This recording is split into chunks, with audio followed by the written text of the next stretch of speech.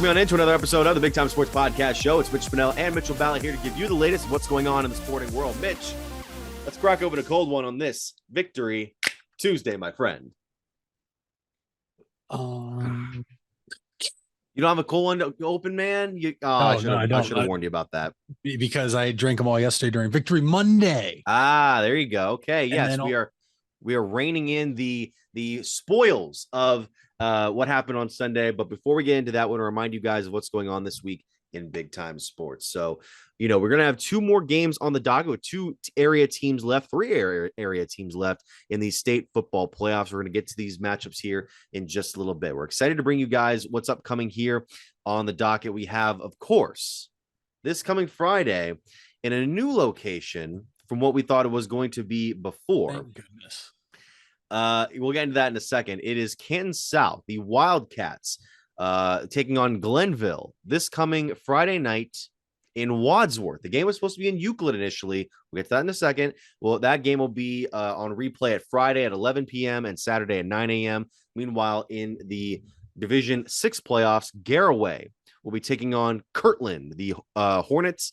They will be replayed Friday at 11 and Saturday at 2 p.m. So be sure to check out for that on BigTimeSportsOhio.com or our social media pages. You know where to go at this point. I mean, Mitch, let's go into these games. Three area teams left from Stark and Tuscarawas County still in the mix here. And the team that everybody's talking about right now, the team that got into the state final round for the first time in school history, the Wildcats of Canton South. This team came to play in Talmadge last Friday night. That 35-13 victory they got was just unbelievable and so unusual for the way in which you would normally see a game like this. Dave Sheets and I were on the call for that game, and I said this to him on the air. Normally, you would see a team get ahead in these playoff games, and then they use the rushing attack to try and milk the clock for what it's worth, to try and waste as much time as you possibly can. Canton South, the more efficient way of them getting the ball downfield and keeping it out of the opponent's hand was throwing, was passing, was using Poochie Snyder's abilities to get a bunch of third down conversions. And then on the opposite side, you usually think, if you get down big in a game, you got to, make these big plays, passing wise, throw deep balls down the field. Struthers threw the ball twice, neither of which was a completion. So they finished the game with 0 passing yards, 0 completions, and they had a bunch of chunk plays that kind of kept them in the game a little bit, even though Canton South eventually went up big pretty late in the contest and secured that trip to the state semifinals. Canton South's been doubted, I think, for the past 2 weeks, Mitch, and they have responded in the best way they possibly could. You mentioned, teams get up and they milk the clock a little bit. What's more demoralizing to a team, though, when you're up to their opponent is when you just keep pouring it on.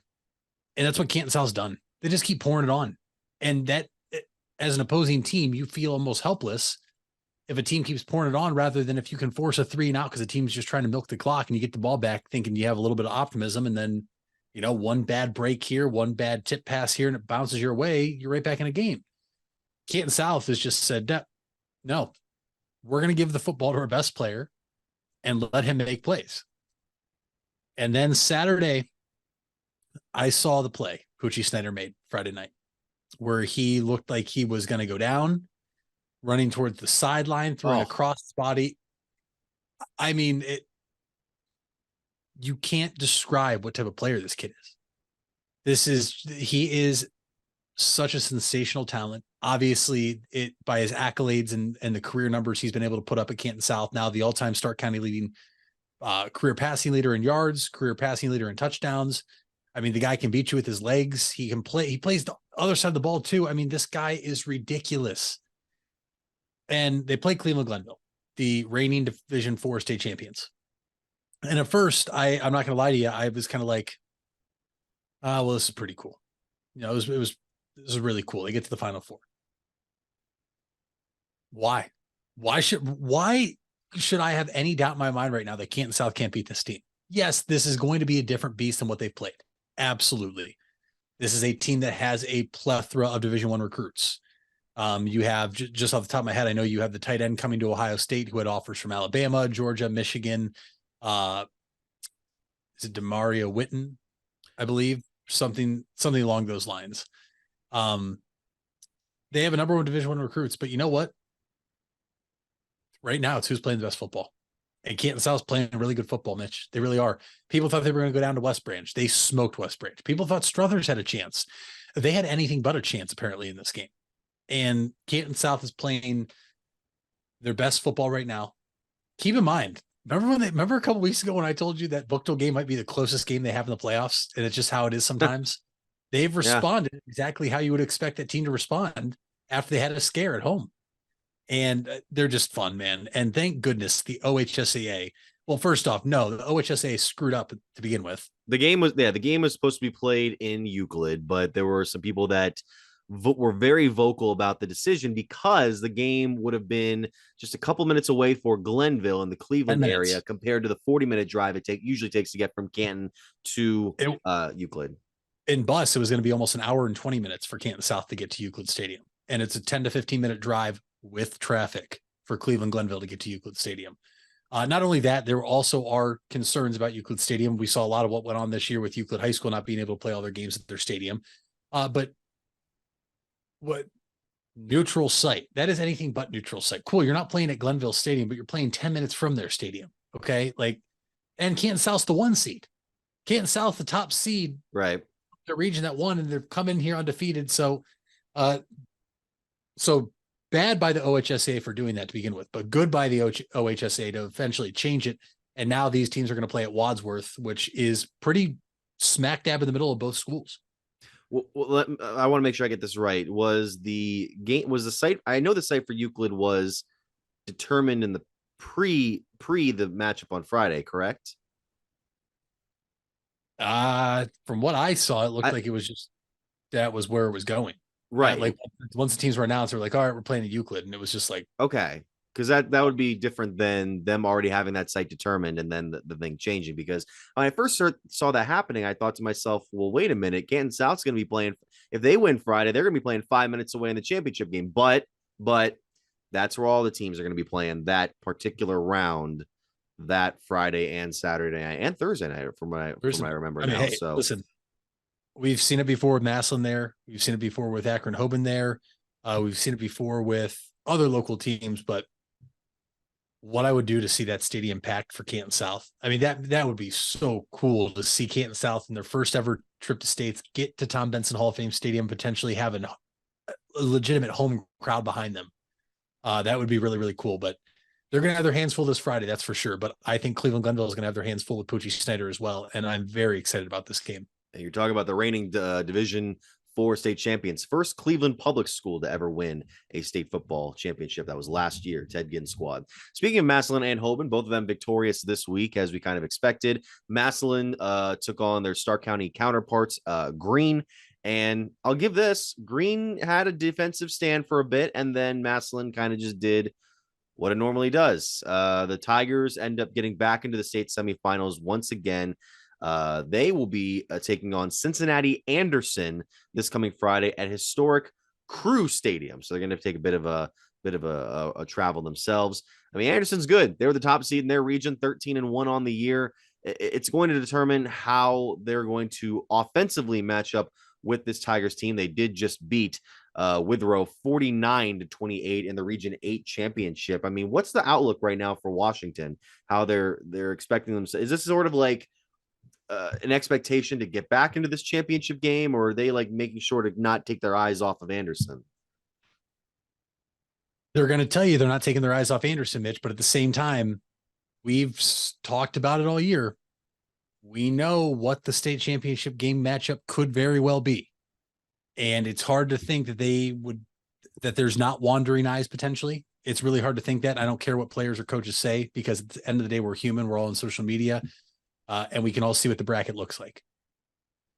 We know that it could be Hoban and Massillon, which is what majority of people have wanted. They think this is the best chance Massillon has to beat Hoban in, recent memory, since they finally beat them the last time and then lost in the state championship. But if Massillon's looking ahead, they were going to get beat this week. It's as simple as that. Anderson is not a team you're going to take lightly. Anderson, like you said, the top seed in the region for a reason. And this is a team that is going to have athletes over the field that can match up with Massillon, excuse me, unlike what Green could do. Green was just out physicaled, realistically. The offensive line had no chance. Samino Manson had absolutely zero time to throw. It was like he was getting that ball in his hands in a shotgun, and there was already somebody in his face. And the Green defense stepped up. They kept him in it with 2 turnovers in the first half, but Green could not muster anything up. This Cincinnati Anderson team is going to be able to put points up on the board if they force turnovers. And that's just the reality of it as you get this deep in the playoffs. And you're talking about a team from a huge city or a huge region of the Cincinnati region. This is the off in the region that Massillon's had the most trouble with. Let's remember that. This is the team, not the specific team, but this is the region teams have come out and beat Massillon before in the state semifinals and the state championship game before. So this is very intriguing. I'm not going to call it the state championship game, though, because I do think that the toughest opponent remaining for Massillon is Akron Hoban, who's on the other side of the bracket. They will take on Avon this week, I believe. Yes. And we saw those teams play already this year. So we'd have to I'd have to imagine that Hoban will handle business there. But next Thursday night is what people are already talking about, Mitch. Massillon versus Hoban, round 8. I mean, it seems like it's every year. They cannot get caught looking ahead, or else their season's over, and they're going to have a long bus ride back to Canton, Ohio from Columbus on Friday night. And that's where I'm at. Yeah, Avon's unbeaten going into this game against Hoban, so I'm not sure if it's going to be this afterthought. Meanwhile, Anderson has averaged 41 points per game going into last week's contest, have not allowed more than 14 points in a game this year. So it's 2 good teams that are going to be facing off at historic Crew Stadium. And of course, Garaway. Shout out to the Garaway Pirates for making their first trip to the state semifinals after they finally broke through. Jason Wallach's squad has had a couple of shortcomings in the playoffs the last couple of years. They finally were able to get to the state semifinal round, beating West Jefferson really handily. This is the 3rd time, Mitch, that Garaway has won by a score of 42-7 in these playoffs. I mean, we saw it just a couple of weeks ago against East Knox on Big Time Sports, where Garaway gets up to this big lead in the first half, and then they kind of go on cruise control for the remainder of it. I don't know personally if they're going to be able to do it in these next upcoming games if they get past a good Kirtland team that has been in the playoffs year in and year out for over the last decade. I mean, they have 5-6 state championships in the last 12, 13 years. This is a team that knows how to win here. It's going to be a tall task for Garaway, maybe the tallest of tasks of all the 3 remaining Stark and Tuscarawas County teams here that we cover here on Big Time Sports. But I'm excited to see it. Dylan Sunland, the running back, has been very good still for the team. 3 touchdowns again for Garaway. Not a huge kid, but a guy that runs fast and is bruising as a big back. And Brady Geibel doing his thing at quarterback. Jensen Garber running a punt back for a touchdown again. One of the best all-around players in Tuscarawas County, maybe even the state. This kid can play, and these kids can play. Garaway, congratulations on a very successful season. I know you want to end it in the best way possible, but this season has been a success. Hey, Stark County, it's your friends from the local Board of Mental Health and Addiction Recovery, and we have a challenge for you. We're asking you to create a new habit and check in on someone every day. Nothing fancy, just a simple text, phone call, or note on social media to ask someone how they're doing. You don't have to be a professional, you just have to ask and then listen. Are you someone who could use a check-in? Text 4HOPE to 741-741 anytime, day or night, or dial 988. Brought to you by Stark County Mental Health and Addiction Recovery. Wendy's without the Wendy's app is like Nugs without the sauce. Or a Frosty without the fries. Or a hamburger without the fresh beef. No! Level up. Get the app to order ahead, order delivery, earn free food, and get app-exclusive offers. One app, all the Wendy's. Offer for a limited time at participating Wendy's. Terms apply. App registration required. Fresh beef available in contiguous U.S., Alaska, and Canada. You deserve the best. And at Ferris Chevrolet, Buick, Cadillac, Toyota, that's what you get. we consider you, the customer, to be part of our family. Anybody can make promises, but when you visit Ferris, you get the Ferris deal from a Ferris wheel. So if you're looking for a car, truck, or van, think Ferris. Think Ferris.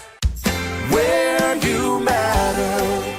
You matter. Everyone plays a part. We all have a role. Each of us can make a difference. You do matter, and the best way to have a positive impact is to pay it forward. With each of us helping one another to cope, feel better, and know that we belong. Pass on the positivity today. Tell someone else they matter too. Alt Care.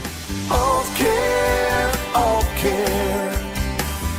Where you matter. You invest a lot in your home and vehicle purchases. Van Nostrand Young and Associates want you to feel secure should anything happen to those investments. We partnered with providers like Grange Insurance and other industry leaders to be sure you're presented with the most complete coverage to fit your needs. Because we're not only here to protect the items you invest in, we're here to protect your future as well. Call Van Nostrand Young Insurance in North Canton at 330-497-1867. Happy Sardiversary with Sarda rider Anthony. We're celebrating 25 years with our valued riders. And I absolutely enjoy riding the buses. I get to know a few of the drivers, very respectful, very professional. Just an all-around about good experience. It helps people get to where they're going, disabled, veterans, or people going to work. Thanks to all our riders as we celebrate Sarda 25 at Sarda. All right. All right. I don't know if you got my message, Mitch. Okay. All right. We cannot start this next topic without breaking you some news. We have good news compared to what we had last week when we were shocked that Deshaun Watson was out. This is horrible news. What are you talking about? I mean, it's horrible for the rest of the league, I guess. This is terrible news. I wanted the opposite of this. I wanted a contract extension for this man. The Pittsburgh Steelers have just announced that Matt Canada has been relieved of his duties as offensive coordinator. The Steelers appreciate Matt's hard work and dedication and wish him the best moving forward in his career. And we saw why he was fired on Sunday. Mitch, this offense sucks. Kenny Pickett's a bum, and the Cleveland Browns on a second string back, on second and third string running backs, my friend. Backup tackles. We have changed the culture. We have changed the tide. We have turned the tide, my friend. This is not a one-sided rivalry anymore. It hadn't been for the last couple of years, but it's official now. It's official. The Steelers fans, they can't say, oh, we completely own you no matter what the situation is. No, this is, I can't even describe how I felt after that Sunday game. It felt so good. And the panic on Pittsburgh radio stations. Oh, maybe we should start Mason Rudolph next week. I don't care. Why not? Oh, to see Deontay Johnson get frustrated, to see Najee Harris complain. Ooh, it feels good. It feels good. Hey, Steelers fans, welcome to hell. Oh, you don't have a franchise quarterback. Welcome. Oh, you want Mason Rudolph? Oh, you want Mitch Trubisky? Oh, Kenny Pickett's still the answer. Just this preseason, Kenny Pickett's a franchise quarterback. The Steelers are a contender. Kenny Pickett could take a giant leap. Kenny Pickett is going to do anything but take a giant leap. Two gloves, Kenny Pickett is a bum. You guys finally get to see what it's like to not have a franchise quarterback. And everybody already, Mitch, Michael Penix is the guy. We need to go get Bo Nix. Go ahead. Welcome. I wish you guys all the best in the world, because as long as it's not Caleb Williams, I'm really not concerned. And even now, I don't even know if I'm concerned if it's Caleb Williams, because that guy can't even read a college defense anymore. And Bo Nix, I mean, you might as well call him Brandon Weeden, because he's been in college for about 6 years. Michael Penix, same thing. He's had 2 significant knee injuries. I don't feel bad for you whatsoever. I will never feel bad for beating the Steelers whatsoever. Your offense is atrocious. You play the wrong running back. I mean, you had a guy who had 120 some yards of total offense on 9 carries, and he wasn't out there the drive you needed to go take the lead or win the game. Only guy in that offense was doing anything Sunday. Yeah, your best wide receiver had 1 catch for 3 yards, maybe a couple targets, which your quarterback couldn't even throw it in the same vicinity as him half the time. TJ Watt got outplayed by Myles Garrett. First time we've been able to say that. TJ Watt was going up against a backup left tackle and backup right tackle. Yep. So that whole he's better than Myles Garrett right now this year. No, he's not. You can take that argument and throw it out the window because Myles Garrett was getting double teamed, triple teamed, chipped, and he was still getting back there in second Kenny Pickett and making tackles for losses. This defense is legit. I don't need to see it anymore. You think the one game that is not back the cause the defense is legit is the first one against Baltimore, but at the same time, the offense was so putrid, the defense was out there so long, and so they were gassed. And that was still when it was hot out. Like let's be honest, it was mid-September. I mean, the defense is legit, and I'm not really concerned anymore. Defensively, I'm not concerned anymore. This team can stop anybody. Right. Let's talk about this offense here because they weren't world beaters on Sunday. They scored the first touchdown in the opening quarter, then got 2 field goals after that, including the game winner again with Dustin Hopkins. That man is coming in clutch every week, it feels now. But I'll say this about Dorian Thompson-Robinson. He did what he had to do. I know I've said that a number of times before, but I actually mean it this time. This wasn't the guy that was going to this guy isn't a guy that can go for these long launch throws. This guy who isn't going to be the most accurate passer. We saw him airmail a couple of throws on Sunday, but that final drive saved his job, at least for the next week. I don't think we'd be sitting here talking about after signing Joe Flacco on Monday, which again, we said this on Monday. Imagine like going back to 2013 and telling ourselves, oh yeah, we're going to have Joe Flacco on our team at some point in the future. And it's not going to be for another 10 years. But we wouldn't be talking about him as this guy who's coming into the practice squad, will eventually be activated, and we'll see what happens. We would be talking about him as, okay, we need to get him in as a starter because it's time to panic now. We are 6-4, and we're kind of on the outside looking in, still in a wild card spot, but we need structure at quarterback. Right now, we have something at quarterback. We don't have structure, but we have something. DTR looked as good as he possibly could have on that final drive, finding Elijah Moore, finding Amari Cooper, finding David Njoku to sort of make up for a lot of the mistakes that the wide receivers and tight end had been making throughout that Sunday. There were an uncharacteristically large amount of drops from some of our usual top guys. Oh, just call him out, David Njoku. Yeah, call him out for I don't know what happened there. 5 drops. He had, what was it here? Receiving, he had 7 receptions on 15 targets. Yeah, so I think he did have, genuinely, I think he had 5 drops. I think so. It was bad. It was really bad. And unfortunately, that's something that's been a common occurrence throughout his career in Cleveland. He'll have weeks where he's very, very reliable, and he'll have weeks where it's, does the man have hands? Is a legitimate question sometimes. You're not going to like this. Okay, I know what you're about to say, but go ahead. I'm gonna phrase it this way. All right. Okay. Because I'm a known hater or not a fan. Kevin Stefanski should absolutely be getting Coach of the Year consideration. Okay. Because of what he's had to deal with. To have this team at 7-3, playing 3 different quarterbacks already, losing your best player overall in Nick Chubb, losing your starting left tackle, losing your starting right tackle, then losing your starting left tackle. Guys in and out of the lineup consistently. Yes, he absolutely deserves head coach or Coach of the Year recognition. Sure. He's just lucky there's not an offensive Coach of the Year award because he'd be dead last. Because his play calling in the second half single-handedly almost allowed the Browns to lose that game. When you go into prevent defense, even though prevent offense isn't a word we're going to call it prevent offense, the only thing prevent does is prevent you from winning. And either the Steelers caught on way too fast in the second half with what the Browns' offensive game plan was, or Kevin Stefanski was just too afraid to even throw a pass over 5 yards. DTR looked the best when the Browns had to throw the ball more than or past the first down marker. during that last drive. That was the best he looked all day. And the guy has incredible arm strength. He's tied for the hardest thrown ball at the NFL Combine in NFL history with Josh Allen at 62 miles per hour. He has arm strength. Okay. The first half was magnificent. The second half, I wanted to rip my hair out. I wanted to rip an eye out, not literally though, because that probably hurt.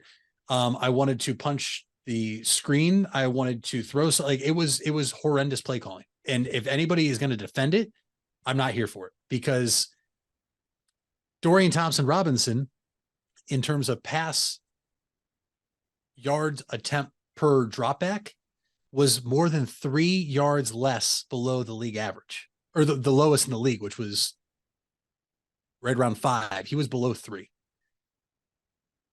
That is worrisome to me. And now listen, the Steelers have a good defense.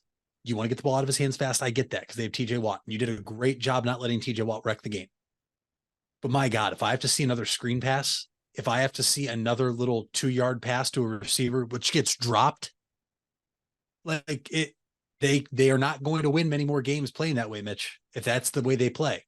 Now, I do think a week under his belt and getting that win helps. And I do think you'd expect the playbook to open up. But head coach Kevin Stefanski's done a great job this year. Offensive coordinator Kevin Stefanski, I'm still not happy with. And they better figure out what the game plan is, because I'm not going to sit here every Sunday and eventually a Thursday night game here in the future watching that putrid play calling, because it was terrible. And Jerome Ford and Kareem Hunt deserve to have the ball more, because that never tried that game. And Dorian Thompson-Robinson still had 43 passing attempts. Yeah. That to me is not a recipe for success for this team. It's not. I mean, I kind of get what you're saying in the sense of, not being able to get the ball in that field. I think the emphasis was get the ball out of your hands more. As a young kind of raw rookie, you don't want to just keep getting so long in the pocket that, you end up getting pounded with sacks, and, it's going to affect your play calling for the remainder of the game. Because of that, you're not usually able to take a number of shots downfield. It's tough for the wide receivers to get out there, but I do think they had too many passing attempts. Maybe if they should have gone to Hunt and Ford throughout the more of that game. I mean, you saw Hunt make that amazing vault over a human being that late in the game that helped the team. So I don't know. Maybe we can focus on that more. That's 2 weeks in a row now, in the last 2 wins, that you've been able to point out a play in which I feel like the Browns kind of rallied around it. In Baltimore, it was the Njoku catch and run, and then it was the Jerome Ford run where the offensive line kept pushing and pushing and pushing.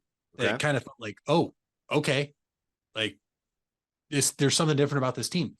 And then the Kareem Hunt run, for him to hurdle, give himself up, because he got nailed after that. Once he landed, I felt like that was another play where it was like, oh, okay, like these guys are playing to win. Where sometimes it's like, hey, we're playing, but like, let's not turn the ball, let's not fumble. Like, it's been different. I feel like for the first time, you've been able to pull out 2 plays from the past 2 games and say, this is different. We haven't seen this before.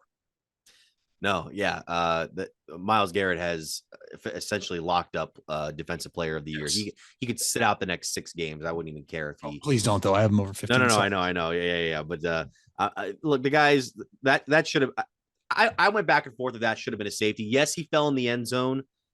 I don't think his feet were in the end zone though. So by technical rule, I don't know if it's the ball. The ball, yeah, all right. Ball has to be completely outside the end zone, which Kenny Pickett started to turn when Myles came, and Gene Steratore said it was a safety, and that Kevin Stefanski should have challenged it. And then I thought the next one was a safety as well. No, it wasn't in the script. So last night, I want to talk about last night's game, because this one was like Super Bowl rematch. 2 of the most talked about teams in the league, 2 of the best teams in the league, and that wasn't a good game. I mean, it was a good game in the sense of it being competitive at the end, but I think people were expecting it to be like 39-38, multiple touchdowns, crazy offense. Wasn't quite that. And Philly somehow got out of there with that victory. I thought that when Patrick Mahomes gets that ball on the final drive, and you're at the 5, even at the 5-yard line, you're thinking, He's got this, no problem. And you thought he had it. And there's going to be there's going to be some fans of was it the Chiefs Kingdom that are going to be cursing the name for a long time. Marquez Valdez Scantling for not grabbing onto that long bomb. I believe he wasn't in the end zone when it happened, but he would have slid into the end zone untouched. So that would have been he would have got in touchdown. And yeah, Kansas City's receiving, other than Travis Kelce, could be better. Could be better, to say the least. It's really a fascinating situation there. It's like this team is just like missing one piece. And it's like if they just had a wide receiver that was world-class speed, this offense would just be unstoppable. I mean, like, imagine if they had like a guy like Tyreek Hill. Man, could you imagine? Imagine if he was in Kansas City, what that offense could look like. I can see it. Wait, hold on one second. Hello? Oh. Mitch, did you know Tyreek Hill was on the Chiefs and they let him go? Who'd you just call? Adam Schefter. Oh, okay. Did you know that? I didn't. Jeez, I mean, it's like you had this world-class wide receiver and you let him go. Traded him because you want to give him what he's worth. And now, by the way, in 1.5 seasons, he's already third all time in most 100-yard receiving games in Miami Dolphins history. Think he's worth the money, Mitch? I think he's worth the money. Yeah. Yeah. They don't have that guy. They don't have the explosive guy. Travis Kelce is, dude, when you sit back and think about it, well, this is not a long conversation for now, but like some of the tight ends we've gotten to see in our lifetime, crazy. Like we got the end of Tony Gonzalez. We got to see Gronk. We got to see Travis Kelce. Like these are all-time tight ends. And like, he is not, you have to double him to stop him even then, but they don't have those explosive playmakers they had. Even McCole Hardman, who just came back from the Jets, he's not going to take the top off the defense a whole lot. Rashee Rice is the leading receiver. Good guy. They drafted Sky Moore last year. Where's he been? He's been a non-factor. But at the end of the day, you still have Patrick Mahomes. And you have to think this team will get it figured out. And they are still the Kansas City Chiefs. And they do have the best quarterback in football and the best tight end in football. And their defense is severely underrated. It really is. Their defense is very, very good. Steve Spagnuolo does a phenomenal job with their defense. But for the first time in a few years, this team looks human. Like this team looks like you could beat them. And you can stop the offense. And that's good news, especially for a team like us, who we're going to have to lean on our defense a lot moving forward. But the more important thing is, as of Tuesday, November 21st at 9:03 a.m., the Cleveland Browns are a half game back of the number 1 seed in the AFC. It's really wild to see that. It's just wild. That. It's wild, isn't it? Half a game behind Baltimore, who ended up, I mean, they did their thing on Thursday night against Cincinnati and took Joe Burrow out for the season, which we didn't get to talk about initially. I mean, that, like, if you'd have said Deshaun Watson and Joe Burrow are going to be out by midseason, both of them, I mean, that and the Steelers are not in the position to like that. If you're a Steelers fan, again, I'm sorry. I know I keep, trying to take the water out of that well, but that if you heard that, you think, oh, we got this wrapped up, and then no, you don't, because the Ravens are going to win the division. But it's possible with the Browns. I mean, they only have the one divisional game left against Cincinnati at the end of the year. Probably going to win that because it's Jake Browning at quarterback. Well, unless we just need to rest all of our guys, because maybe seed locked up. I don't know. Who knows? Maybe I don't even know. But yeah, I could see it. And then again, the schedule coming up here. I mean, if we go 4-3, we play 500. That's 11-6, my friend, and that's very likely a playoff spot. 100%. And Mitch, if they. This is not me being a fanning scared Browns fan. I'm actually worried about this upcoming game because this is going to be this is going to be a letdown game. I think it's going to be a letdown because Denver's playing well. Denver is playing well. Like the Denver Broncos are playing very good football. It is in Denver. It's not an easy place to play because of the altitude more so than a home field advantage, and it's DTR's first road game. And yes, it is a good spot for a letdown game. I am worried, but if this team wins this one, I'm not worried about the Rams because Matt Stafford is battling through injuries. Cooper Kupp got hurt again. Their offense might score a little bit if they have all those guys back, but because McVay is so good offensively, but the Browns defense should be able to stop that team. If the Browns go out west, because they're staying out west, I believe, for the Rams game. They should, because the next game's Los Angeles. Yeah. Yeah. Yep.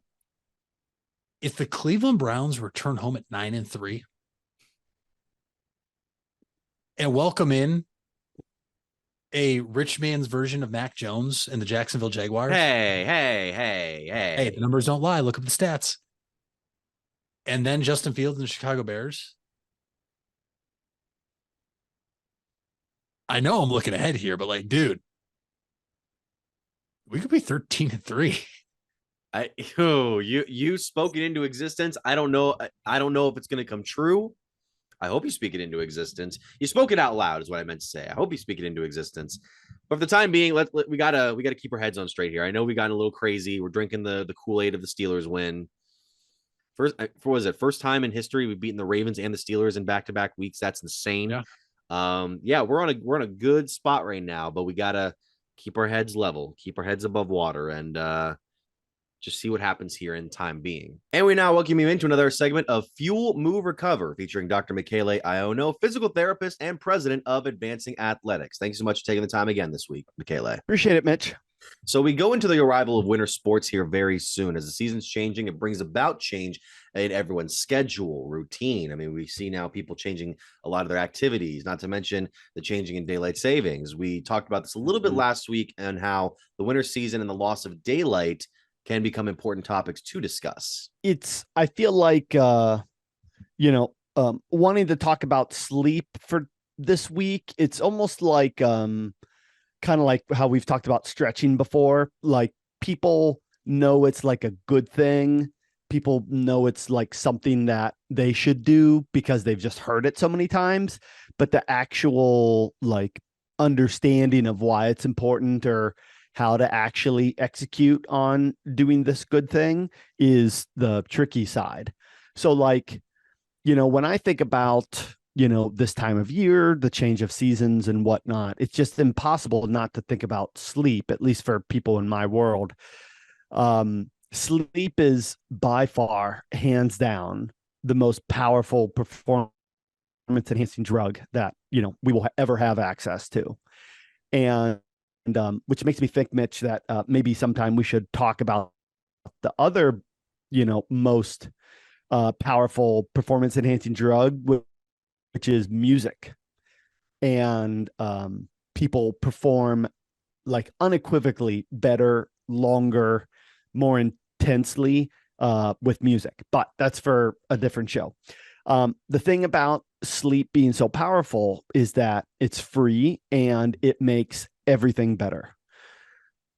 If we flip that, sunlight is the most powerful stimulant that we have access to.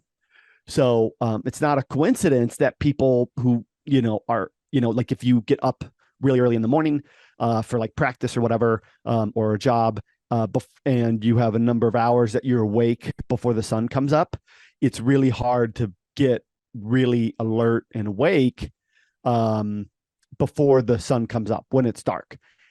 There's a reason why night shifts and it's traveling at night is more difficult, because the sun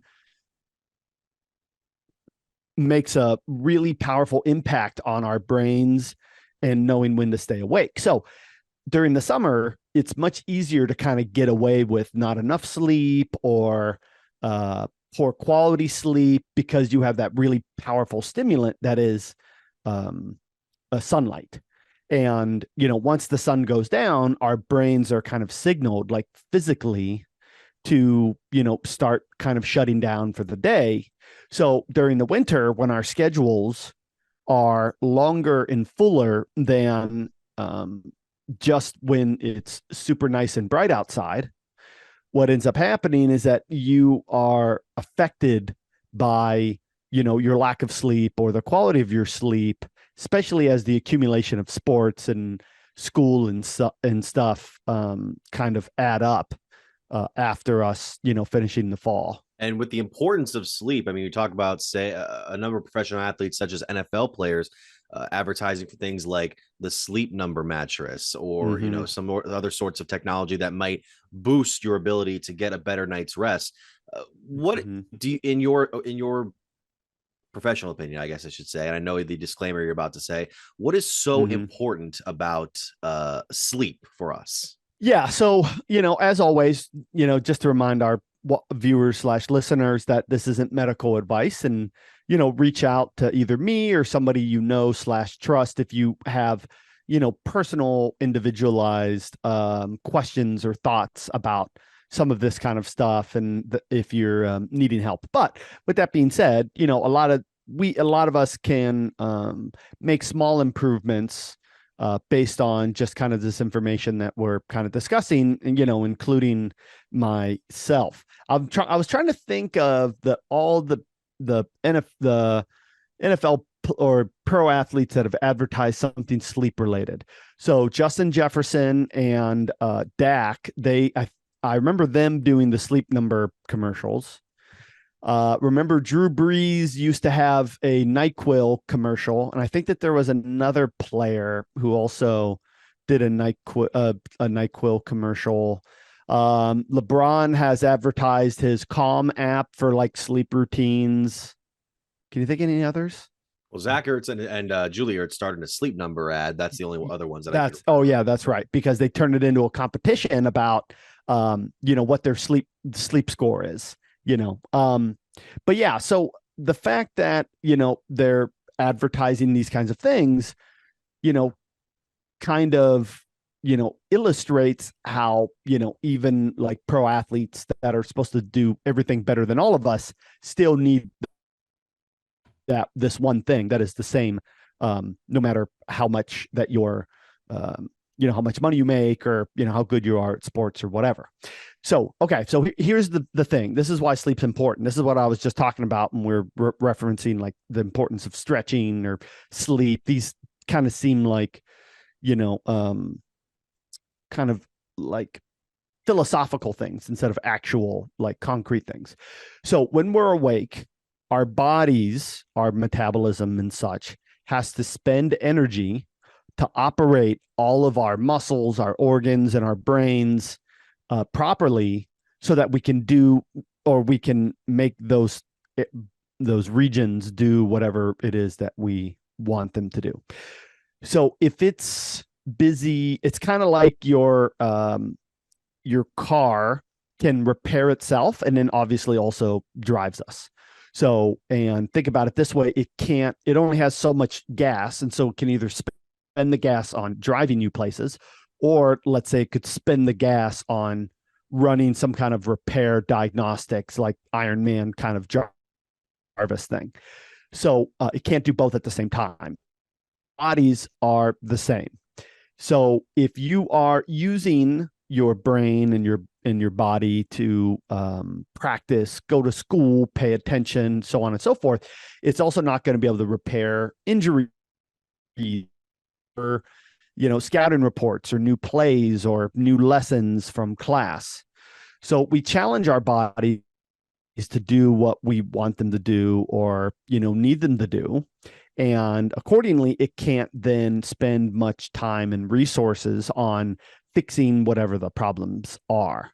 So that's why you'll feel like kind of tired after either driving for a long time, which maybe that's not the best example because it does require some like physical tension, but like you're in school and like, even though you've just been sitting there and paying attention, you still kind of get tired. Or that happens when you're studying. And then of course that happens when you're playing and practicing and whatnot, because even if you're just sitting in class, you're using energy. And then obviously it's more evident that this process occurs whenever you're practicing and moving around and whatnot. So sleep is the time when you stop asking your body to do things, and then your body gets to spend its resources on what it wants or needs to do, which is kind of strengthen the neuron connections from the lessons that you learned that day or the practices or whatnot. So when you're in class or you're in your scouting report or position meetings for sports, you're not actually learning, you're doing. In those times, you're doing, you're listening, you're talking, you're watching. So you're using all your senses to take in all that info. And then the actual quote unquote learning process doesn't occur until later, when your brain gets to take all that info and kind of like combine it together into like memory.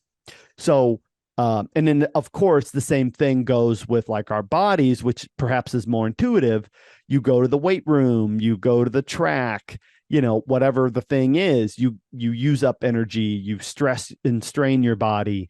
And then after that session, then you go to bed or take a nap or whatever. And then your body starts doing something or repairing or responding to whatever it was that you asked it to do. And so that's why sleep is so important.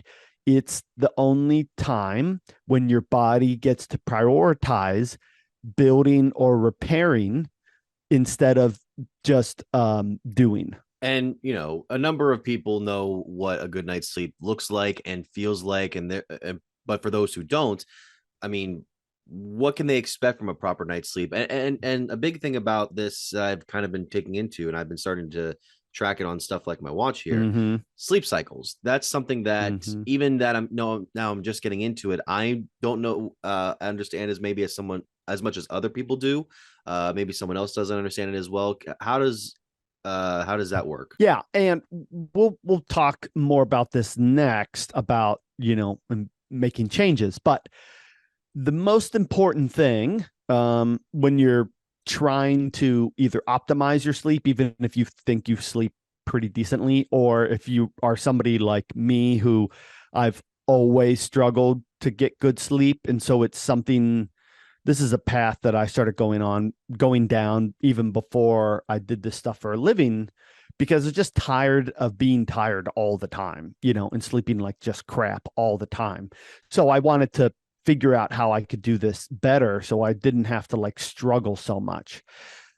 So, and so the most important thing, you know, is that you're tracking your, you know, your sleep, or like if you want to make, you know, diet changes or whatnot, it's the most important thing first is tracking it, identifying where your deficiencies are, where your strengths are, and then you can go from there.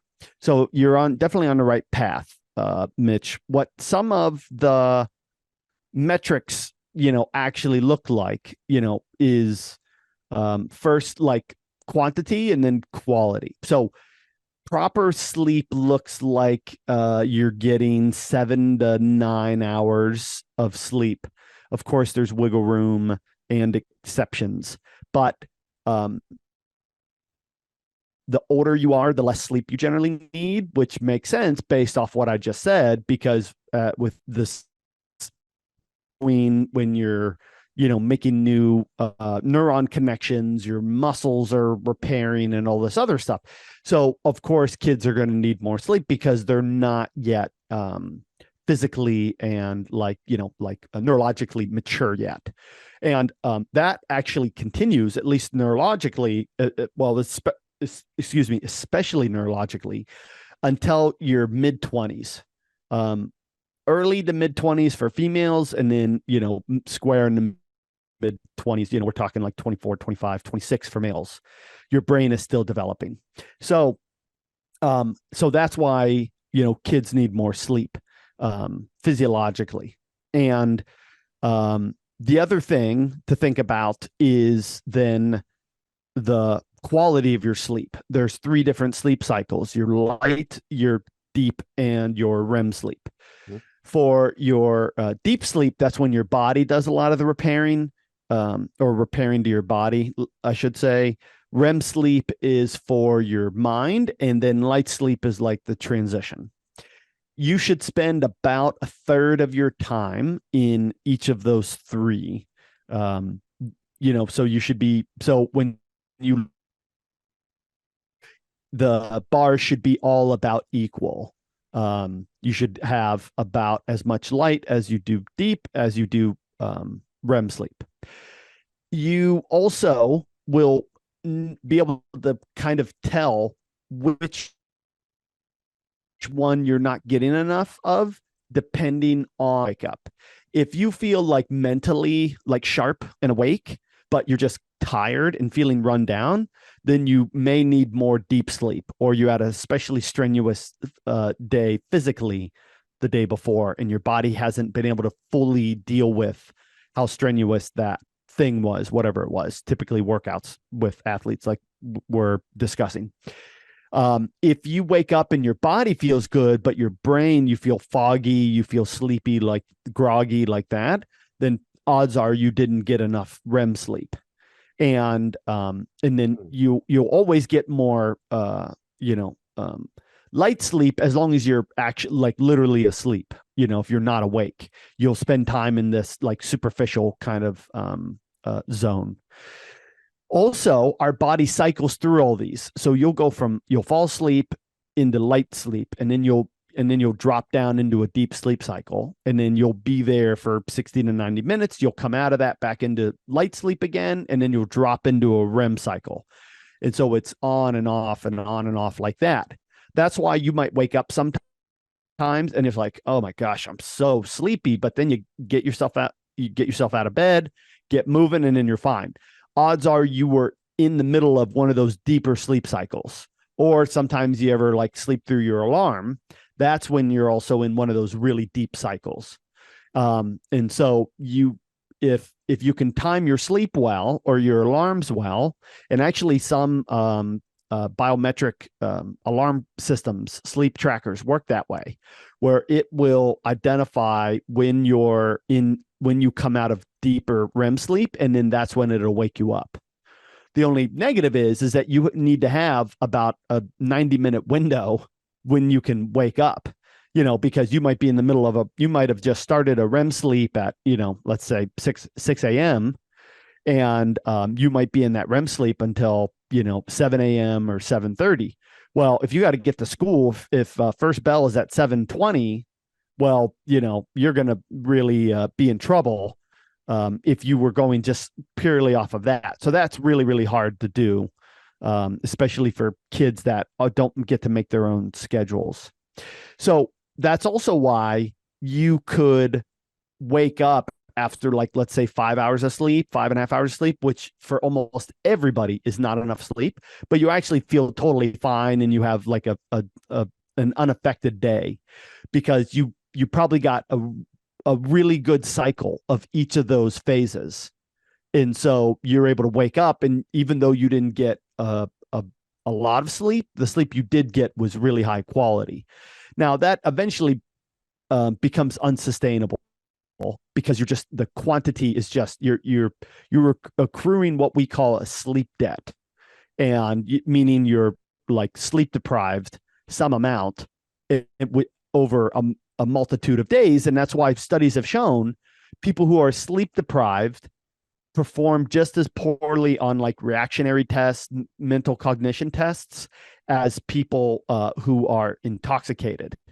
And you could get in just as much trouble, like, with accidents and these other kind of things, by being simply sleep deprived, as somebody who like was drinking heavily and then decided to get behind the wheel. So, and then on top of that, you just kind of feel miserable. And so, trying to get each of those cycles, get full cycles is really valuable. And that's why tracking is such a useful tool, because you can start to think about how you feel and then use the data to be able to make changes that you want to or need to. And with that, I mean, there's a number of variables that go into this, but what are some ways that people can maybe get more sleep out of every night that they go to bed, or get a better quality of sleep during that time? So when we were planning out this episode, what I decided to do was just list a bunch of different things that may or may not help you as individuals. Some things apply to kids more than adults. So, just kind of reflect on those of you who are listening and watching to this. And then, you can kind of pick and choose things that or maybe low hanging fruit for you, or are things that, oh man, I really need to devote some time and effort into changing that one thing. So here's a bunch of things. So first of all, you shouldn't be having caffeine after 12 p.m., which is kind of crazy to think about, because a lot of people talk about having that afternoon coffee or whatever. But if you feel like caffeine doesn't affect you, now some people are more sensitive to caffeine than others, like period, just like we were talking about with how some people can get away with less sleep than others. What often happens is that you just become so used to either being tired or how caffeine affects you don't even realize that it's affecting you. And so trying to stay away from caffeine in the afternoon hours is the first one. Next is that you really want to try to avoid training, like working out, like within a couple hours of sleep. So because your body needs to kind of shut down and kind of unwind from just having been strained. That's why working out in the morning is so useful, especially for adults, because it like wakes you up and whatnot. Now, a lot of this, if we're talking about athletes, high school, college athletes, they can't control their schedule, but a lot of kids do go and do their own extra training at the gym after they have practice or, competition or whatnot. And then that's a really good example where this comes into play, is that, if you're going to go work out before you go home, make sure you get in and get out, so your body has time to unwind and actually then shut down so you can go to sleep. Next thing, teenager sleep patterns are delayed, meaning they don't get tired when adults get tired.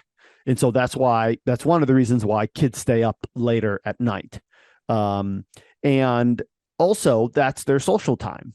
They have school and practice and games and chores and homework, and they have to come see me for weightlifting and so on and so on and so on. So the only time they really get to hang out is like, after, is or, they've given the kids free time finally. So it's just trying to be aware of it and then like kind of set some boundaries for yourself. Okay, I'm only going to stay up till 10. I'm only going to stay up till 11. Or I'm definitely going to be in bed by 12. I'm going to make that conscious point, because otherwise I know tons and tons of high schoolers that come to see me. They stay up till like 2. They'll even come in then for like morning weightlifting, before school, go to practice, all these other kind of things. And they can just kind of get away with it because they're teenagers. But that will start to add up, especially, if you're dealing with aches and pains and so on and so forth. So they're not going to be tired when adults get tired. So you just have to give up on that. Like, some parents and coaches will really yell at their kids about that. But it's just more so being strategic. Next is, accordingly, morning practices and stuff really suck for kids because of what we were just talking about. Their whole sleep schedule is delayed. So anytime that you can do things later instead of earlier is better for them. Now, the crappy thing is you might get tired, as an adult if you're a coach or whatever. So it's like a little bit of, you have to play a little bit of a balancing act in order to make it work for everybody. But it's just remembering that you're not going to get quite as good of an effort the earlier things are. The next thing is trying to avoid late night snacking. First, you don't realize how something might bother your stomach until you try to lay down and fall asleep. Also, you can get blood sugar spikes, which gives you a little bit of energy. Think about like candy, like the sugar rush or candy rush or whatever, sugar highs. Even if you're eating a healthy snack, it still is going to boost your energy. And then plus, obviously, like GI stuff, having to go to the bathroom more, so on and so forth. The paradoxical thing is that if you get extra strenuous sleep, well, then, if you have extra like strenuous practice or a lifting session or whatnot, that also will disturb your sleep because your body is having to work so hard. Your body is so like just strained and sore and fatigued from your practice that it can't fully shut down all the way to get you into those deep sleep cycles. So again, for athletes, be ready. Like if you feel super duper tired after you work out, like go to bed earlier, kind of like we were just talking about. Like tell your buddies, hey, like I'm only going to play one game. You guys are playing COD or Fortnite or just like kind of up late watching TV and snapping or whatever. Like tell yourself, okay, I'm not going to stay up late tonight because, I had a really tough workout and I know I'm not going to sleep as well as I normally do. Same thing with sticking to a routine, kind of like I was just talking about. Trying to get up at the same time, trying to go to bed at the same time. There's good evidence that sleeping too much is also bad for you. So when we're talking like 10 to 12 hours, like setting an alarm, making sure you're getting your butt up out of bed, go do stuff. And then the other things that I'll say is that, for adults, you want to try to avoid late night stimulants, things that I guess kids are also vaping more often now too. So they're getting nicotine in their systems, which is, of course, a stimulant. So trying to be mindful, if you do vape, you shouldn't do it. But if you are doing it, let's minimize how often you're doing it, especially if you're sleeping. So, you vape late at night, then you don't get good sleep. Then you're tired the next day. Then you need more stimulation or more stimulants to keep you awake. So then you vape even more, you have an extra energy drink, so on and so forth. So it's trying to like be mindful about some of these things. And then all of a sudden, like maybe you vape just a little bit, which again, you shouldn't do any, but if we're being practical, like, yeah, you might vape a little bit. Well, the more you do it and the more it disturbs your sleep and the more it disturbs kind of like your like eating habits and stuff like that, the more you're going to need it. And so that's how things kind of spiral out of control. The thing with adults is alcohol. So a lot of adults come home, have a couple drinks at the end of the night. Well, the problem is your body has to process the alcohol rather than spend time in, doing all the brain and body stuff that we talked about earlier. So that's why you might fall asleep better by drinking, but you'll get worse sleep quality because of the alcohol's effects on your sleep cycles. So just to kind of summarize, I just threw tons and tons of information out there. Tracking is great, and that can be useful to kind of tell you where you got good sleep, where you can improve. If you're not getting enough deep sleep, your body isn't shutting down. So that means it might be too hot in your room. You might have the wrong covers on. Pushed yourself too hard during workouts. So you might need I should mention naps before I forget. Naps are great. The naps are wonderful. They're a great tool. Lots and lots of athletes use them. It's about just trying to be strategic when you get them in, not during class, but like, after school, you can go home, take a quick nap, and it will have just profound effects. If you sleep too long, like we're talking like, an hour to multiple hours, well, that can disturb your sleep for later that night. And then that becomes like what I just said with vaping, and that the more you do it, the more kind of throws things off. So if you nap a little bit, it'll help you, just generally speaking, but if you nap too much, then it'll disturb your sleep. So anyway, if you're not getting enough deep sleep, that means your body isn't recovering. So you maybe need less covers. You need to change your covers, change your sheets. Maybe you need to crack a window so it's cooler. It should not be hot when you go to bed. You should be a little chilly when you get under the covers. If you're not getting enough REM sleep, then that means maybe you had too many stimulants, or you're like we just talked about with adults, you need to take a break from alcohol, things like that.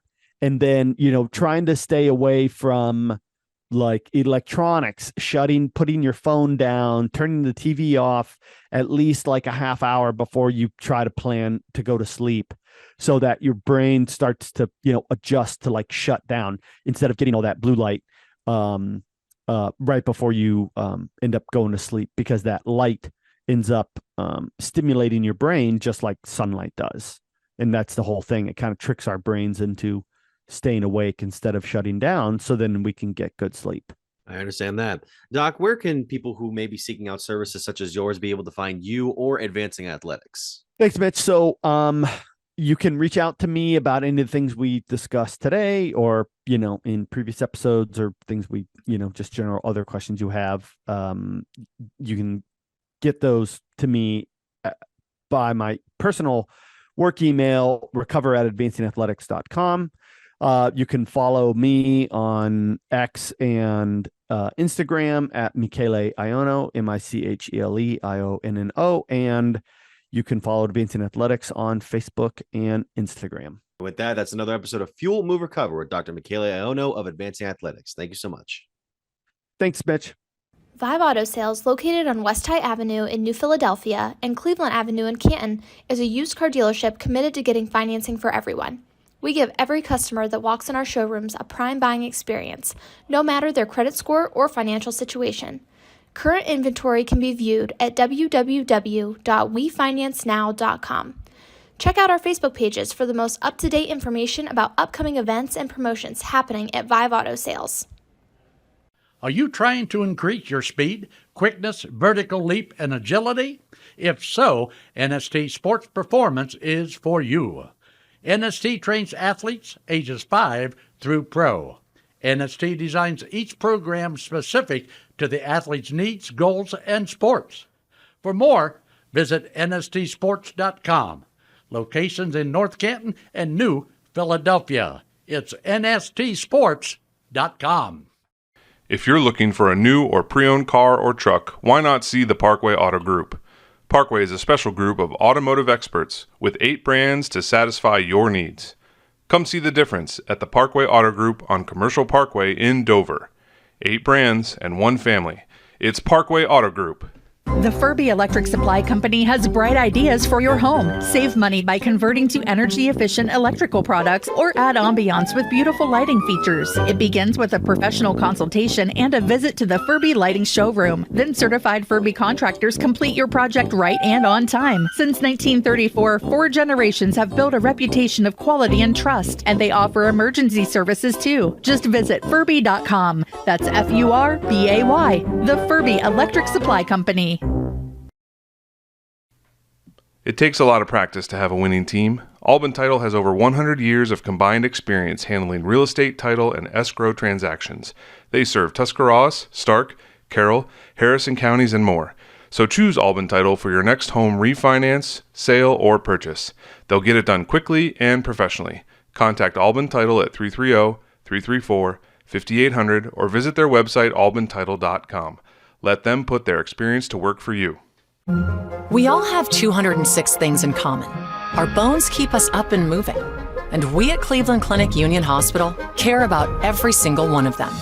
From the tip of your finger to a brand new hip, our orthopedic experts will keep you going while keeping you safe. For every break and breakthrough, for every bone and joint, for every care in the world. Get the care you need when and where you need it. Visit unionhospital.org. Fall is in the air and part-time career enhancement courses at Buckeye Career Center are on the horizon. Registration is now open for Introduction to Beekeeping, Basic Small Engine Repair, and Sign Language. These part-time offerings run on Tuesday evenings and begin in November. Let Buckeye Career Center help you learn a new skill or advance your current skill set. Call 330-339-2288 for more information or to reserve your seat in one of these or our other part-time classes. Have you checked in on someone yet today? This is your reminder. A simple text, call, or message. You don't have to be a professional to check in. You just have to ask and listen. Are you someone who could use a check-in? Dial 988 24 hours a day, 7 days a week. A message from Stark County Mental Health and Addiction Recovery. Speaking of which, let's talk about it. It's game week. It's the game week. It's the game, the granddaddy of them all. I don't care what Brent Musburger says. This is the one. I know last year was a big one for the playoff. This is the one for the playoff. You win, and you're essentially in because you got to play Iowa in the Big Ten championship. And it's, of course, as I say that, then it's going to be a crazy thing happening. But this game between Ohio State and Michigan is all there was bad blood already, but with everything that's come to with the scandals and Michigan essentially accepting its punishment and Jim Harbaugh not going to be there, and with the games we saw this week, Ohio State opened, and I'm usually not this confident when it comes to Ohio State previews, especially with Michigan week. And even in the years when we were just beating them senseless into the ground as an unranked team, that I was always nervous. I never took the game for granted. But we're opening up as what, 3.5 point favorites on the line? Or sorry, Michigan's 3.5 point favorites opening up. Yeah, Michigan's favorite. What on Friday or what happened on Saturday that convinced you that Michigan should open as the favorite for this one? I saw nothing from this team against a Maryland squad that has had some good moments this year, but Ohio State handled them pretty easily. I mean, I don't get it. Home team always gets 3. Yeah, I that's guess the rule of thumb. Whether you agree with that or not, that is the rule of thumb. Home team always gets 3. They're probably going off the last 2 years' results, which it's hard not to, but at the same time, it's kind of hard too when you find out they've been stealing signs. Like people are people not comprehending like what has actually happened here in the past month, Mitch? Like this is not like I think they cheated. And if you thought it was that, Jim Harbaugh and Michigan accepting the suspension tells you all you need to know, and then firing another coach that had connection to it with an investigation into one of their boosters who was paying for everything. The evidence is there. Michigan cheated. It is no longer an accusation. Okay. That obviously has some play into this, I think, of why I think that the spread is wrong. I think Ohio State should be favored, but at the same time, I like the underdog role. Make Ohio State earn it, right? Listen, whether Michigan cheated or just played better, they've out-physicaled Ohio State the past 2 games. There's no recipe for that. I mean, they've been playing harder football. They smashed us. They punched us in the mouth. Michigan can have all the signs they want. At the end of the day, you still had to make football plays, and there was plays that it didn't matter. Ohio State let guys wide open that were scoring touchdowns. Donovan Edwards running 75 yards and then like another 60-some yard touchdown. Like, yeah, you can know what the defense is in, but at the same time, you still have to go tackle, and you still have to block, and you still have to do your assignment and do your job. Ohio State's gotten out physical the past 2 years. And with the number of guys coming back from this Michigan team last year, it's hard to think that maybe that's not a reason that the bookmakers and the lines and everything are favoring Michigan. I am concerned that Ohio State's going to go up there and get out physical again. I really am. I am concerned about Kyle McCord in that environment. What I'm not concerned about is the fact that this team's going to be fired up. This team, I do expect this team to be laser focused. I do expect this team to come out and swing first. And I do expect JJ McCarthy to have a average game. I think he was way in over his head last year. I think he probably benefited the most from the sign stealing scandal. And you've now seen the past 2 weeks without Jim Harbaugh on the sideline, he has not looked very good. He had 3 passing attempts in the second half against Penn State. They haven't utilized him once they get out to those leads. Yeah, and that to me that's saying something, because last year when Michigan had the lead, they were still throwing the football around. And to me, it's more beneficial as a passing quarterback to know what signs and what the defense is in, especially if you're trying to go to your first option, first read. If he comes out and he plays like he did the past 2 years, Ohio State's in trouble. I don't think he's going to come out and play like he did the past 2 years, though. This Jim Knowles defense is different. This has been the first defense I can remember in quite some time, Mitch, that we don't have that Nick Bosa, Chase Young, Joey Bosa, insert any of those studs we had. Go back to 07, James Laurinaitis, 06, AJ Hawk. Like, we don't have those big names. JTT is really the only guy we have. That's a big name that's probably going to go in the first round from our defense. But these guys are playing some of the best defense I've seen Ohio State play in recent memory. And I have to think that they are going to be able to make life hell for JJ come Saturday afternoon. And at the end of the day, put the ball in your best player's hands. Give the ball to Marvin Harrison Jr. What happened against Michigan State when you let him do an end around? He scored. Okay. The dude is insane. Let him get the ball in his hands. Let him go to work. And if you need to make it that this guy gets 15 to 18 catches, then do it. Make Michigan triple team him. Double him with 2 corners with the safety over top, and then you throw to Emeka. You throw to anybody else. Marvin Harrison Jr., this is your Heisman moment. This is where you lock up the Heisman Trophy, because to me, Mitch, I think the Heisman race is wide open, and I think a statement win on the road, in the big house, a top 3 win, and if this guy can have his game, this is all but over. I think Ohio State wins, and Marvin Harrison Jr. has a huge game, and you're looking at the 2023 Heisman Trophy winner and the 7th wide receiver of all time. Yeah, I mean, especially with the way that the race kind of opened this week. Michael Penix didn't look great against Oregon State. Still got the victory. Bo Nix is probably too late, but he had a good game against Arizona State. God bless Jordan Travis, man. That sucks. That really just sucks to see what happened to him, man. But yeah, by the way, give the ball to your best 2 guys. Harrison and Trevion Henderson changed the tide of that game Saturday against Minnesota. Yeah. I was at that game with my dad. That game was a little scary in the first half because Minnesota was making stops. Minnesota, like McCord was missing guys.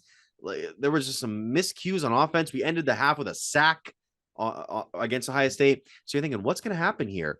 First play, Ohio State gets Trevion Henderson, 75 yards to the end zone. That guy can make or break a game for opposing teams. And he is a monster running back. And I'm glad you mentioned that, because earlier this season, I don't think we saw what we've been seeing recently from him. And then he missed a few games with an injury that we weren't really sure what it was. I think it's safe to say, Mitch, that he's recovered from that injury, because the speed he's shown over the past few weeks, you're kind of like, oh, this guy is, I don't want to compare him to Ezekiel Elliott, but when I watch Trevion run, I always think about that Ezekiel Elliott run against Alabama, where he broke through that line. And next thing you know, he was gone. And it's like Trevion has that type of speed. And you're talking about a 1-2 punch now with Ohio State and having the best wide receiver and then this stud running back and Kyle McCord. Just don't turn the ball over. I know. That's exactly. It's like JJ McCarthy. You know, it's the same thing. It's like, just don't try to do too much. You know, Trevion, if he returns next year, he's going to be one of the top backs in the country, no doubt. Yeah. I cannot wait. I cannot wait for what he does in the next couple weeks and then next year. I want to go quickly through the Cavs. I mean, the Cavs gotten some victories here. They beat the defending champion Denver Nuggets on Sunday. That was impressive. Ate a lot of chicken nuggets in that. You know, the team's fine. They're better at where we were last time we kind of touched on them, where we had the one clip of the video. What's up with the Cavs? Right now, we're kind of like, all right, this team's kind of getting it, even without Donovan Mitchell. I'm still getting some people being like, oh, he's milking his injury now because he doesn't want to play for him. That's not, we don't know that for sure. They do have a test tonight at Philadelphia on national television. Isaac Okoro will be out. Ty Jerome will be out. Don Mitchell, I guess, is listed. Well, I don't know. That's basically from last game. So I'll take back what I said. I don't know for sure if any of those guys are going to be for sure out for this game. But the Cavs have come in, have won 4 out of their last 5. Philadelphia's tied for the best record in the Eastern Conference. They look like a rejuvenated team. Once you get James Harden out of there, it was just like, all right, we're kind of flowing now. Nick Nurse is doing something there. So yeah, where the NBA is, Philadelphia is really good. Minnesota's really good this year. Off to a fast start. All because of one player.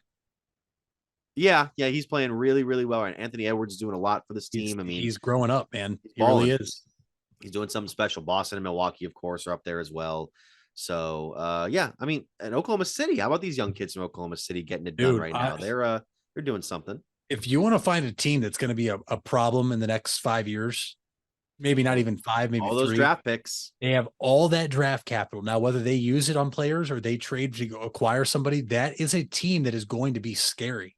I'm not officially sold on Chet, but he's played well this year. And you look at Shai Gilgeous-Alexander is just a baller. You look at some of the other players they have there. They're doing a rebuild the right way. I mean, you see these other teams, Mitch, they're like, oh, we're going to rebuild, but we're going to still like kind of go after this guy in free agency and do like the Thunder said, no, hey, watch this full rebuild. Your favorite player, guy that never played but you thought was good, gone, see ya, bye. 18 draft picks over the next 5 years, sure, let's do it. And they're pretty good. They're pretty good already. Real good. Really, really good. Have you checked in on someone yet today? This is your reminder. A simple text, call, or message. You don't have to be a professional to check in. You just have to ask and listen. Are you someone who could use a check-in? Dial 988 24 hours a day, 7 days a week. A message from Stark County Mental Health and Addiction Recovery. Wendy's without the Wendy's app is like Nugs without the sauce. Or a Frosty without the fries. Or a hamburger without the fresh beef. No! Level up. Get the app to order ahead, order delivery, earn free food, and get app-exclusive offers. One app, all the Wendy's. Offer for a limited time at participating Wendy's. Terms apply. App registration required. Fresh beef available in contiguous U.S., Alaska, and Canada.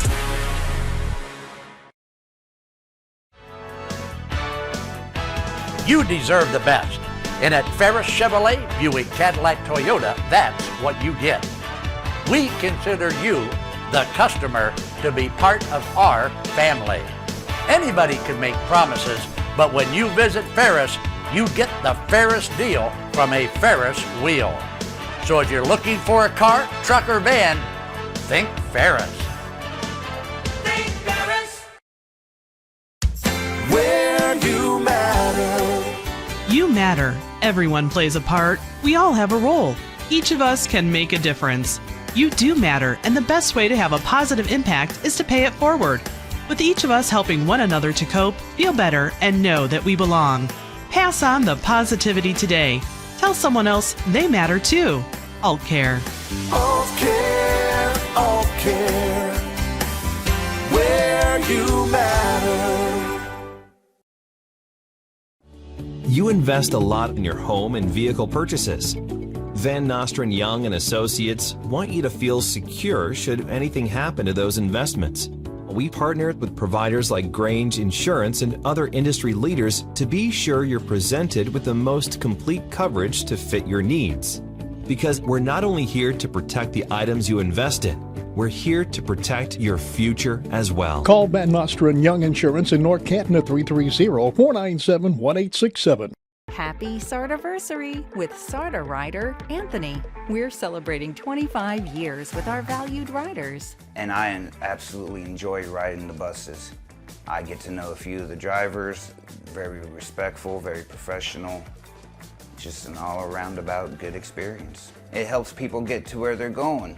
Disabled, veterans, or people going to work. Thanks to all our riders as we celebrate Sarda 25 at Sarda.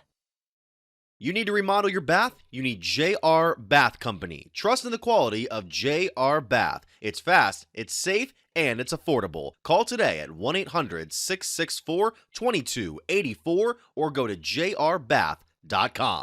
Last thing I wanted to touch on, obviously, with this being Thanksgiving week, we wish you all a happy holiday as you are on break, whether it's from school or work.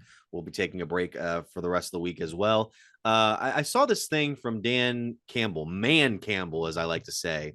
Well, by the way, they had a victory against Chicago that was very similar to the way, I hate to say it, to the way that the Detroit Lions would usually lose football games back in the day, or as we know, the Browns. But I don't know. That was a good comeback for them. I hate that it was against Justin Fields because he played pretty well coming back from injury. I need this Bears team to get like 3 more victories for them to not take Caleb Williams.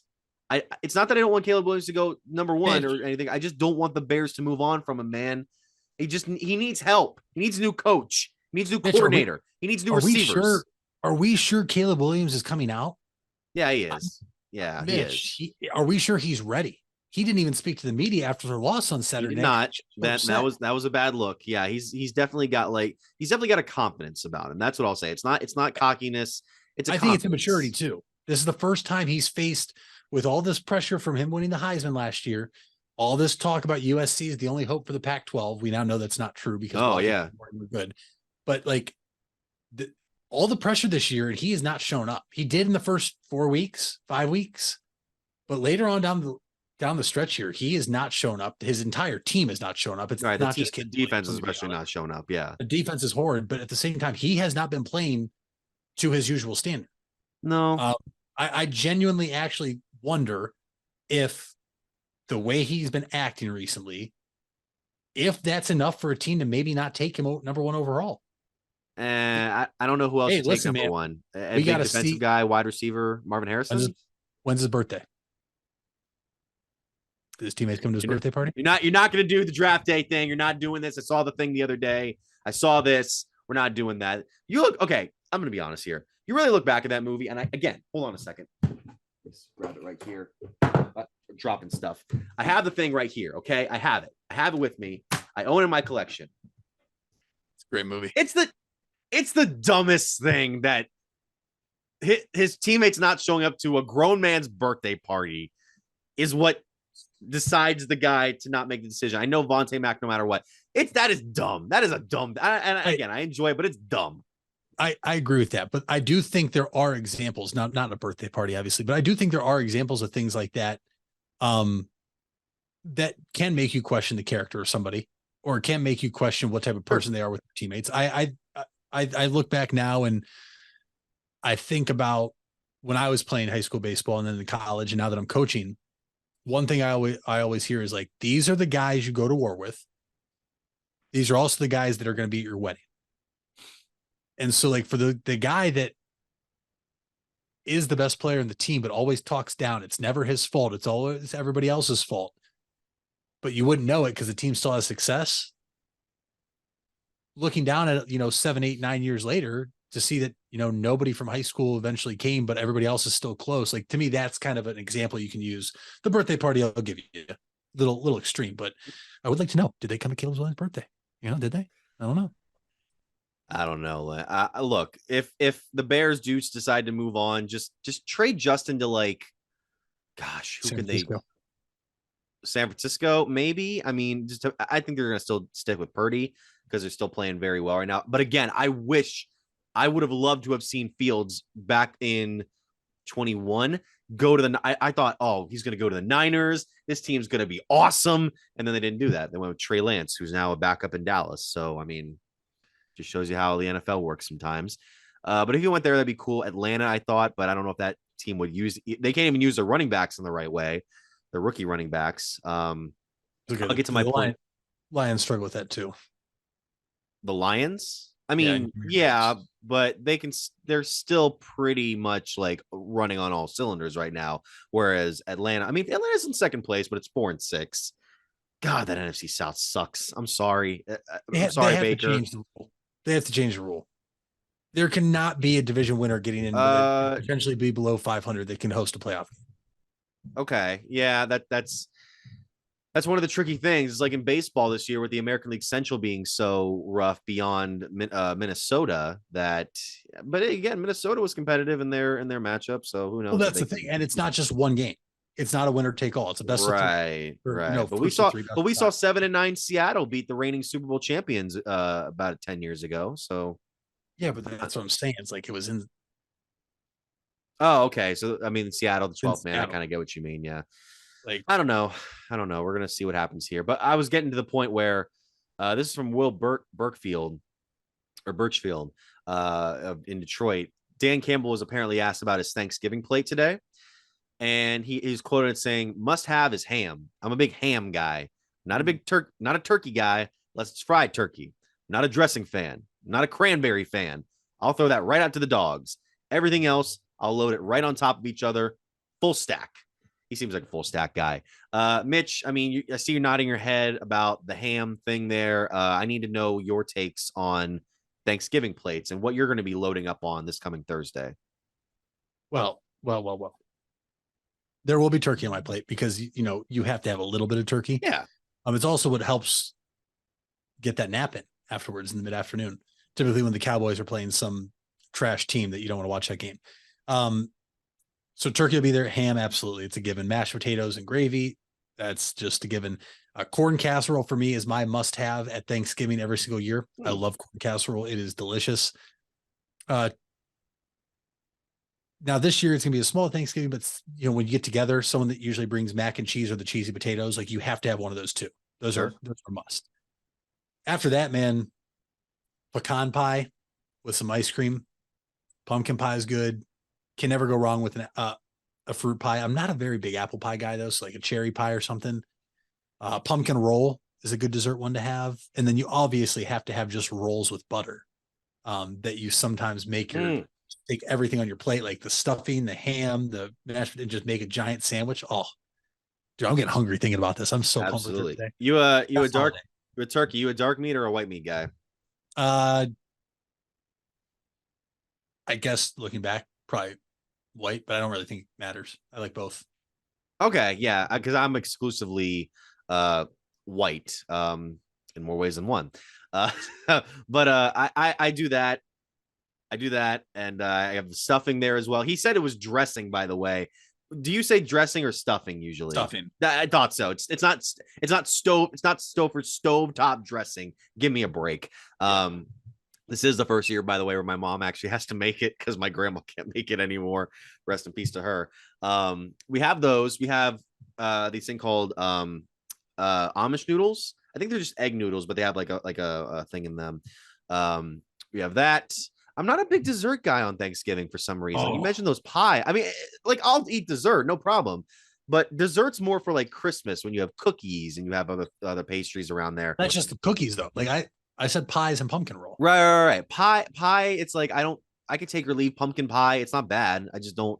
I'm not that. I'll tell you what the pie we used to get, and this is not a sponsor. This is not a sponsor, but to people in the area who know this place, you may know it well. Actually, there's two places who did it. I know Dutch Valley did it for a while in the Amish country over in Sugar Creek, and I know that Boyd and Worthman in Berlin did this as well. This thing called a graham cracker cream pie. This thing is so freaking good. It's like a filling and then a bunch of whipped cream on top and then graham cracker shavings. It was the best. I would ask my grandma to get me exclusively a pie. I would eat a quarter of it on Thanksgiving, and then that thing would be gone by Sunday. And that's the best thing about Thanksgiving too, is all the leftovers we're going to have here in the next couple of days to be able to put some obnoxious sandwich together. And yeah, I'm getting hungry just thinking about it. So before we starve ourselves, thank you so much for listening or watching the Big Time Sports Podcast Show. You can follow us on Twitter, Instagram, Facebook, at Big Time Sports Ohio, or at BTS Ohio. That's Twitter. At Mitch Spinell, at Mitchell Balla, pretty much everywhere else, and BigTimeSportsOhio.com. Mitch, what is the fact of the day? The Browns broke the Steelers. They broke the Steelers. I texted you this one as well. I have my own fact of the day as well. Matt Canada is the first Pittsburgh head coach or coordinator fired in season since 1941. I did not realize that. I mean, yeah, Pittsburgh doesn't really fire. They do fire their coaches, but it's usually never in season as a panic move. So that's kind of incredible that they've been able to do that for so long. Shout out to them, but shout out to the Browns for being victorious this week and this Sunday as well. And we thank you guys so much for listening or watching to the Big Time Sports Podcast Show. Happy Thanksgiving.